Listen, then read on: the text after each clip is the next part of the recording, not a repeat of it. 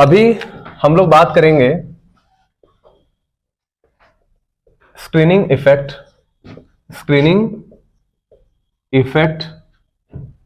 And effective nuclear charge के ऊपर।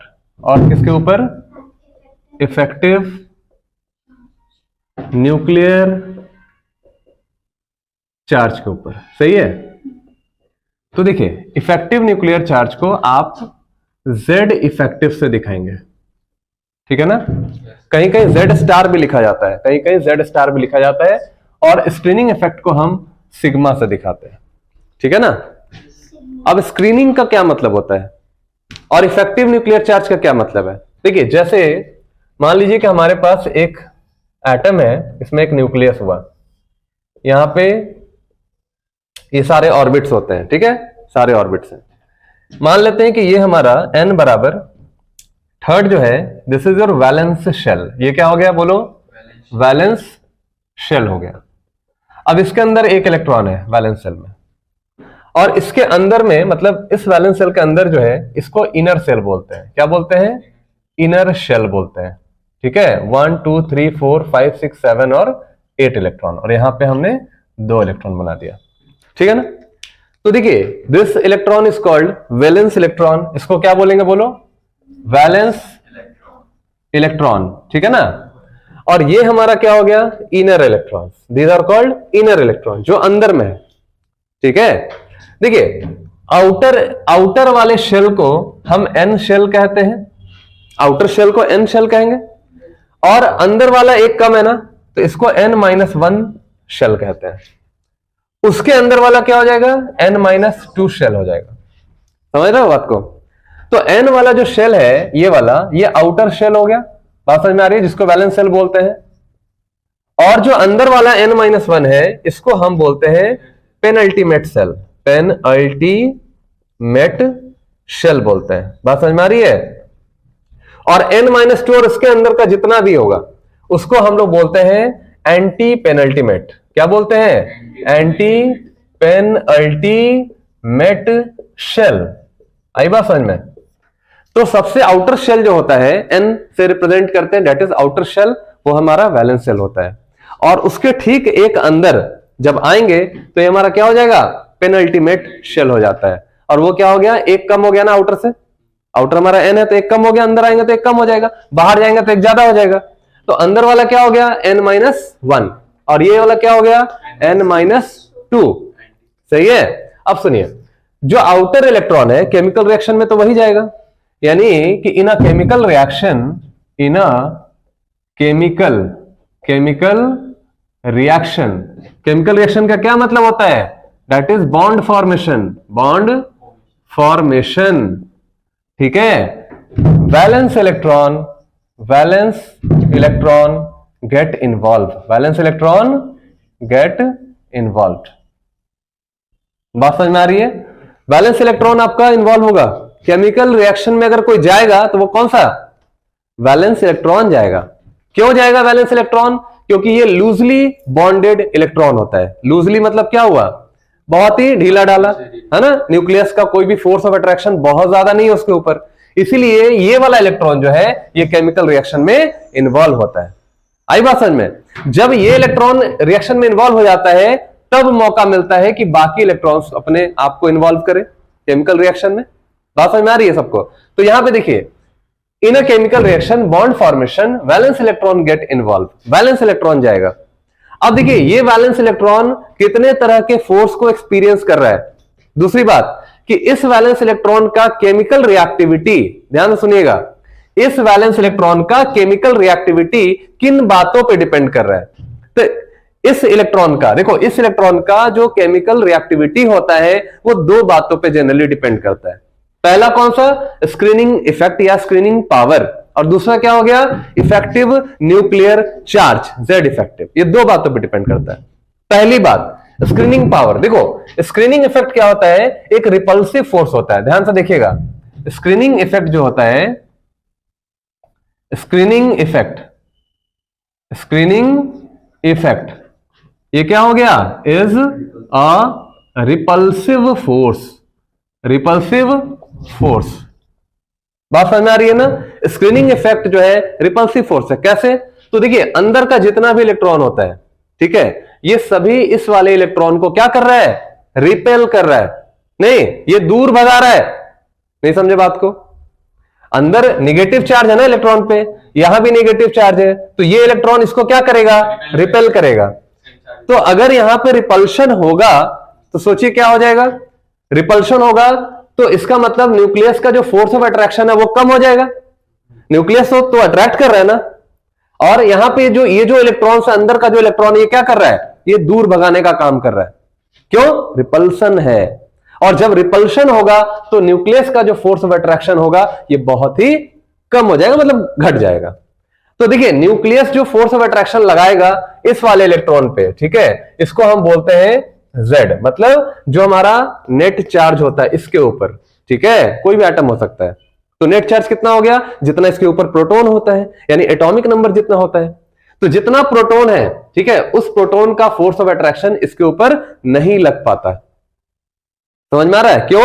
क्योंकि ये विलन बन गया। विलन मतलब समझ रहे हो? विलन का काम कर रहा है, ठीक है। इसके ऊपर न्यूक्लियस जो है खींच रहा था अंदर की तरफ, फोर्स लगा रहा था, लेकिन अंदर वाला इलेक्ट्रॉन क्या कर रहा है? इसके ऊपर फोर्स लगा रहा है बाहर की तरफ, ठीक है। ये अंदर का जो इलेक्ट्रॉन है ये बाहर वाले इलेक्ट्रॉन पे बाहर की तरफ फोर्स लगा रहा है, जिससे साइज एटम का बढ़ जाता है।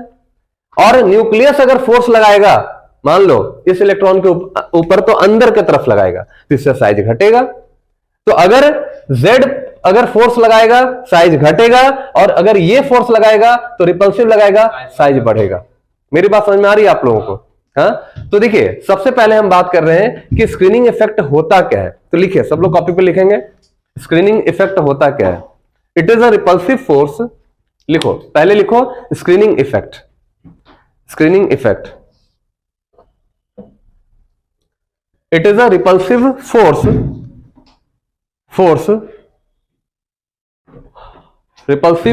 on the valence electron. It is a repulsive force on valence electron. Repulsive force on valence electron. It is a repulsive force on valence electron by the core electrons, by the core electrons, ठीक है, by the core electrons या inner electrons। आप यहां inner electron भी कह सकते हैं या core electron भी कह सकते हैं आप, ठीक है, CORE, core। core electron का क्या मतलब है? अंदर वाला इलेक्ट्रॉन ना, inner electron या core electron आप कह सकते हैं। तो inner electron जो है ये एक रिपल्सिव फोर्स लगा रहा है किसके ऊपर? इस वाले इलेक्ट्रॉन के ऊपर। बात समझ में आ रही है ना? एक और डेफिनेशन लिखिए, और करके लिखिए, the decrease in force of attraction,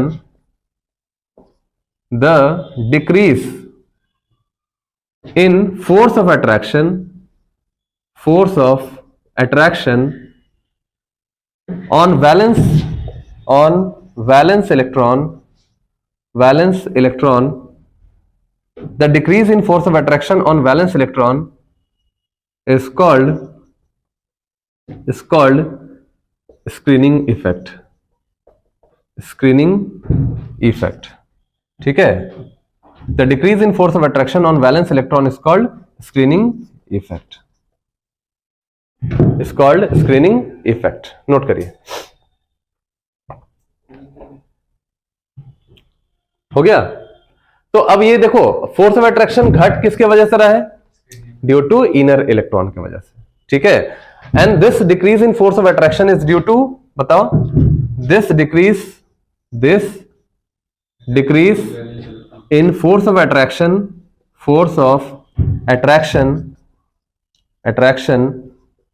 बोलो, by inner electron। ये जो decrease in force of attraction है, इसके ऊपर अट्रैक्टिव फोर्स क्या हो गया? घट गया। क्यों घट गया? क्योंकि अंदर वाला इलेक्ट्रॉन क्या कर रहा है? अंदर वाला इलेक्ट्रॉन इसको रिपेल कर रहा है, ठीक है, रिपेल कर रहा है। तो फोर्स ऑफ अट्रैक्शन घटेगा या नहीं घटेगा? बिल्कुल घटेगा, ठीक है। चलिए अब देखिए, let Z is the nuclear charge. मान लेते हैं कि नेट जो Z जो है वो आपका क्या हो गया? न्यूक्लियर चार्ज हो गया, ठीक है ना। Z इज न्यूक्लियर चार्ज, हमारा Z जो है वो न्यूक्लियर चार्ज है। तो हम क्या कह सकते हैं, देखिए Z हो गया अट्रैक्टिव फोर्स, Z क्या हो गया बोलो, अट्रैक्टिव फोर्स, Z हमारा अट्रैक्टिव हो गया, ठीक है। स्क्रीनिंग इफेक्ट क्या हो गया, अच्छा इसको स्क्रीन क्यों बोला जाता है, देखो वैलेंस इलेक्ट्रॉन और न्यूक्लियस के बीच में क्या स्क्रीन प्रोड्यूस हो गया या नहीं हो गया, क्या ये पर्दा है कि नहीं बताओ, है ना।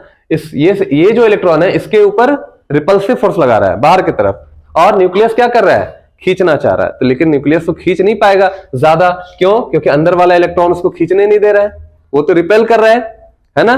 तो हम कहेंगे कि Z जो है वो अट्रैक्टिव फोर्स है, और सिग्मा जो है ये क्या हो गया, रिपल्सिव फोर्स हो गया, रिपल्सिव फोर्स हो गया। अब बताओ क्या एक दूसरे को काउंटर अटैक नहीं कर रहा है, कर रहा है ना।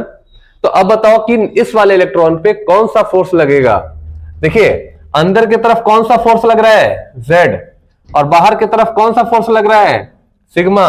तो फिजिक्स में आप पढ़े हैं कि नेट फोर्स किसका होगा ज्यादा, मतलब नेट फोर्स क्या होगा, Z माइनस सिग्मा, नहीं समझे, नेट फोर्स क्या हो जाएगा, net force on valence electron, जल्दी बताओ वैलेंस इलेक्ट्रॉन पे नेट फोर्स क्या हो जाएगा, Z माइनस सिग्मा, ये समझे।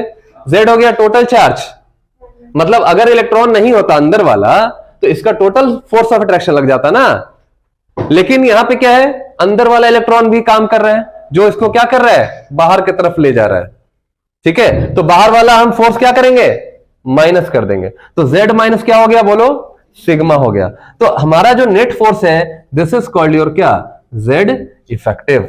Z इफेक्टिव क्या हो जाएगा बोलिए, Z माइनस सिग्मा। तो यही हो गया हमारा फॉर्मूला, ये बहुत काम आएगा आपको। आप लोग एटॉमिक स्ट्रक्चर में जहां जहां आप Z देखते थे, ठीक है, वो Z इफेक्टिव होता था, वो इफेक्टिव न्यूक्लियर चार्ज था वहां पे, बात समझ में आ रही है। जैसे आप मान लीजिए, पहले इतना नोट करिए आप लोग,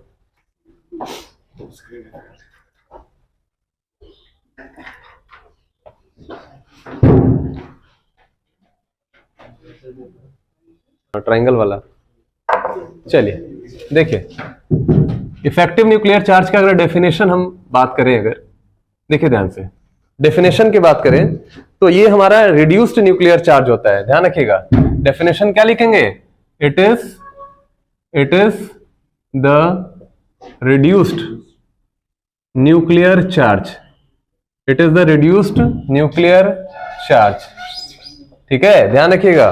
तो रिड्यूस्ड न्यूक्लियर चार्ज को ही हम क्या बोलते हैं, इफेक्टिव न्यूक्लियर चार्ज। और रिड्यूस किस वजह से हुआ था, स्क्रीनिंग इफेक्ट की वजह से हुआ था, है ना। हाँ, तो रिड्यूस्ड न्यूक्लियर चार्ज को ही reduced nuclear charge is called, क्या बोलेंगे हम, कॉल्ड Z इफेक्टिव, इसको हम बोलेंगे Z इफेक्टिव। घट गया न्यूक्लियर चार्ज, हमारा क्या हो गया, रिड्यूस्ड हो गया। अब देखो Z इफेक्टिव को लिख सकते हैं हम Z माइनस सिग्मा, लिखते हैं ना। अब बताओ अगर स्क्रीनिंग इफेक्ट, ध्यान से सुनिएगा बहुत इंपॉर्टेंट चीज बता रहे हैं, अगर स्क्रीनिंग इफेक्ट बढ़ता है, अगर स्क्रीनिंग इफेक्ट बढ़ जाता है तो Z इफेक्टिव क्या होगा, Z तो फिक्स है ना, Z क्या हो गया, फिक्स हो गया। हर एक एटम का एटॉमिक नंबर तो फिक्स होता है। तो अब बताओ कि अगर सिग्मा बढ़ेगा, ठीक है, तो क्या हो जाएगा, Z इफेक्टिव घट जाएगा, क्यों, माइनस का साइन लगा हुआ है, नहीं समझे बात को। जितना ये बढ़ेगा, ठीक है, जितना ये बढ़ेगा, मान लीजिए 5 है, सपोज कीजिए शुरू में 5 है, बाद में ये 10 हो गया, तो ज्यादा माइनस हो गया ना, -10 और ज्यादा घट गया ना, -10, तो इसमें से और -10 घट जाएगा। 50 कर दो, -50 तो और घट गया, -50 हो गया, तो इसका मतलब ये घट रहा है ना। तो अगर सिग्मा अगर बढ़ेगा तो Z इफेक्टिव क्या हो जाएगा बोलो, घटेगा। इसीलिए जितना ज्यादा स्क्रीनिंग पावर होगा या स्क्रीनिंग इफेक्ट होगा, इफेक्टिव न्यूक्लियर चार्ज उतना ही आपका घटेगा, उतना ही घट जाएगा, डिक्रीज करेगा। बात समझ में आ रही है ना। तो ऑन इंक्रीजिंग, यहां लिखेंगे ऑन इंक्रीजिंग स्क्रीनिंग इफेक्ट, देखिए यहां पे हम पहले लिख रहे हैं, उसके बाद आप लोग लिखेंगे ऑन इंक्रीजिंग स्क्रीनिंग इफेक्ट, ठीक है, और रिपल्सिव इफेक्ट, इफेक्ट क्या हो जाएगा, जितना ज्यादा बढ़ाएंगे, है ना, बोलो effective nuclear charge Z effective क्या हो जाएगा, डिक्रीज करेगा। समझ रहे हो बात को? इफेक्टिव न्यूक्लियर चार्ज उतना घटता है, यानी हम कह सकते हैं कि Z इफेक्टिव जो है वो इनवर्सली प्रोपोर्शनल है किसका, सिग्मा का। सिग्मा जितना बढ़ाओगे, रिपल्सिव फोर्स जितना बढ़ेगा, अट्रैक्टिव फोर्स उतना ही कम होगा, तो नेट अट्रैक्टिव फोर्स उतना ही कम हो जाता है। बात समझ में आ रही है सबको? चलिए अब देखो नेक्स्ट में effect of Z effective and sigma on first atomic size. पहला हम बात करेंगे कि एटॉमिक साइज पे इन दोनों का क्या फर्क पड़ता है। पहले इतना नोट कर लीजिए।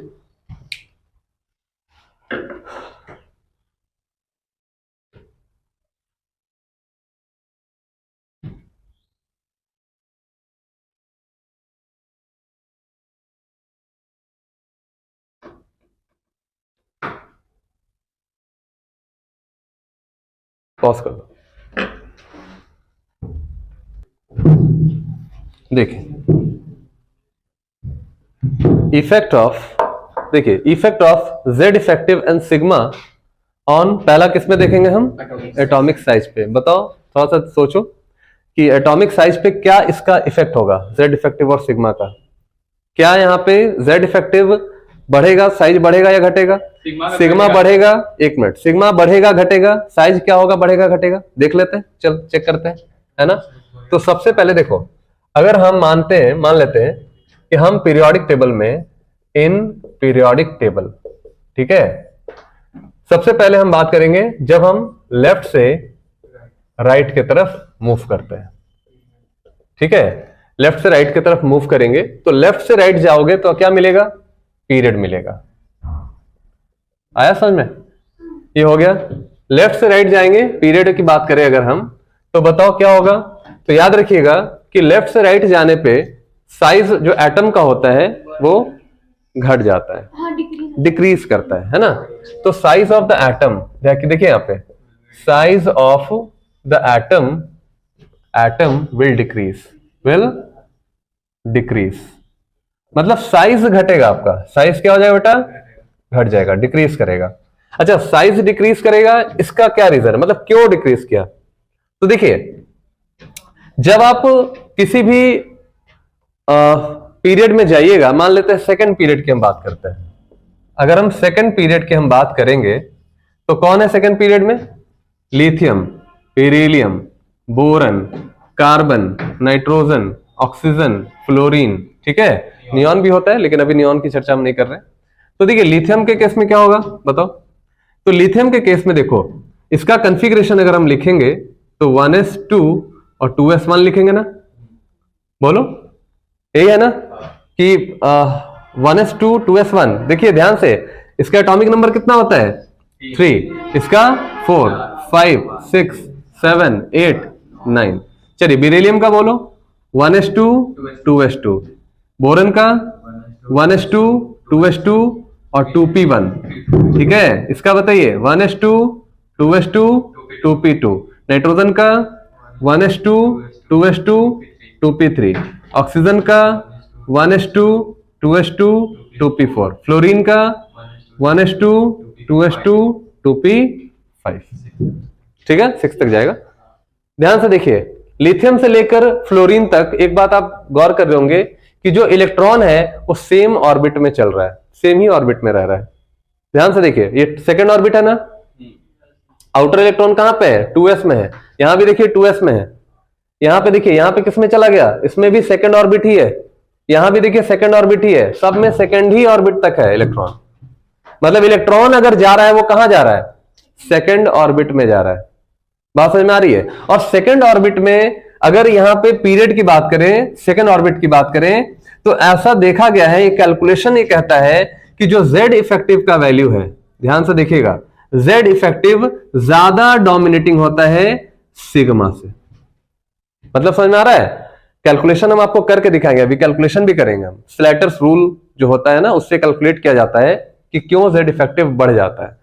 ठीक है, सबका निकाल के देखेंगे अभी। तो देखिए जेड इफेक्टिव जो है वो स्क्रीनिंग इफेक्ट से ज्यादा डोमिनेटिंग होता है इन केस ऑफ पीरियड।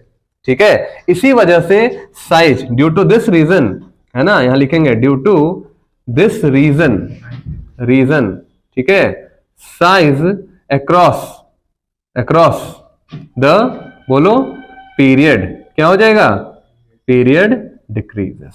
इसीलिए साइज जो होता है वो पीरियड में ऑलवेज क्या होता है, बोलो ऑलवेज घट जाता है। मेरी बात समझ में आ रही है आप लोग को?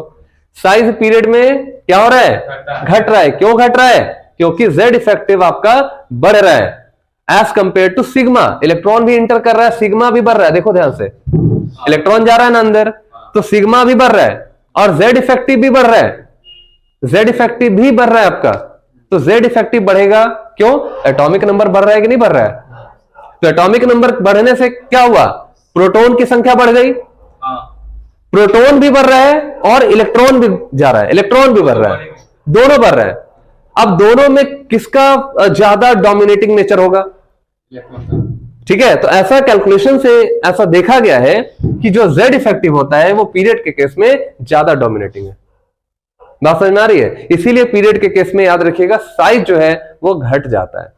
लेकिन अगर हम बात करें, देखिए अगर हम बात करें इन केस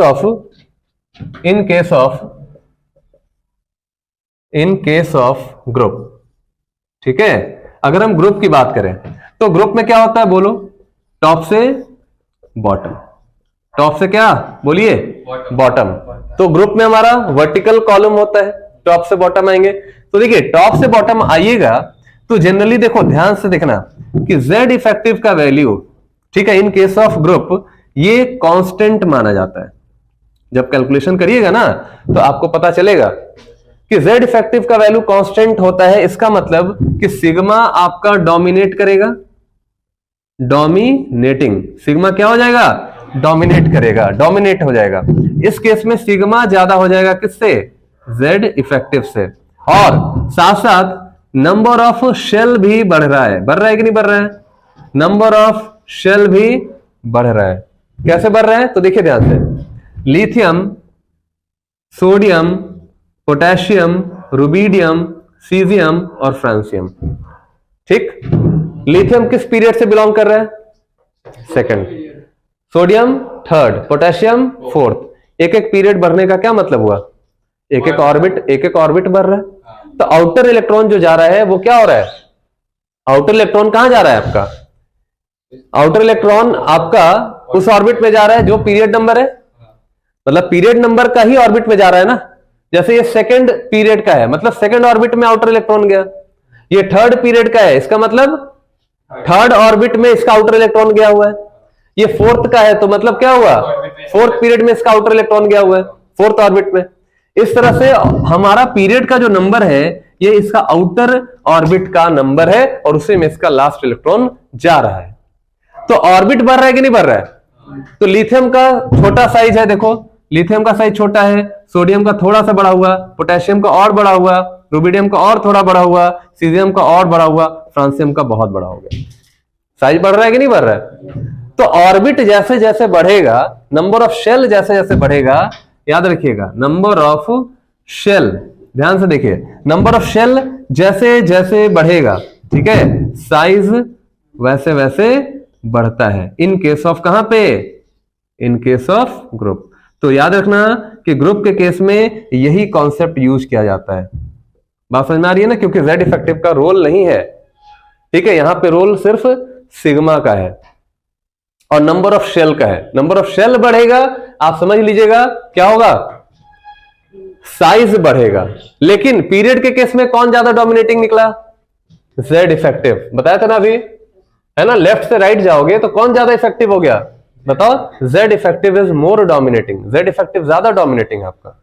ठीक है, तो ये हमारा पूरा जो कॉन्सेप्ट है ये ध्यान में रखिएगा यहां पे, है ना, यहां से ये, ठीक है। तो in case of group top से बॉटम आएंगे, जेड इफेक्टिव हमारा कांस्टेंट होता है, सिग्मा डोमिनेटिंग होता है, नंबर ऑफ शेल बढ़ेगा, साइज आपका क्या हो जाएगा, बढ़ेगा इन केस ऑफ ग्रुप। लिखिए जल्दी फटाफट।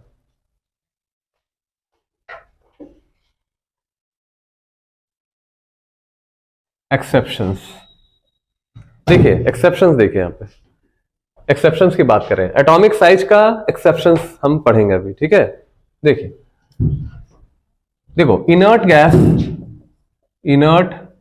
गैस का जो साइज होता है ना, यहां पे लिख दे रहे हैं का साइज, ठीक है, पीरियड में सबसे ज्यादा होता है, पीरियड में सबसे, बोलो क्या हो जाएगा, ज्यादा होता है। ये हिंदी में हम लिख दिए, ठीक है, तो आप इसको याद रखिएगा, इनर्ट गैस का साइज सबसे ज्यादा होता है।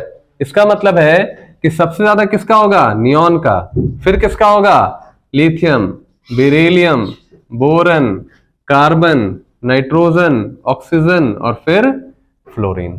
इसी तरह से आर्गन के केस में भी वही है ना। तो जितने भी पीरियड्स हैं, सभी पीरियड में इनर्ट गैस वाले का साइज सबसे ज्यादा होता है, क्योंकि इसमें स्क्रीनिंग इफेक्ट बहुत अच्छा होता है। समझ में आ रहा सबको, नोट करिए इसको, स्क्रीनिंग पावर बहुत बढ़िया होता है। एक्सेप्शंस,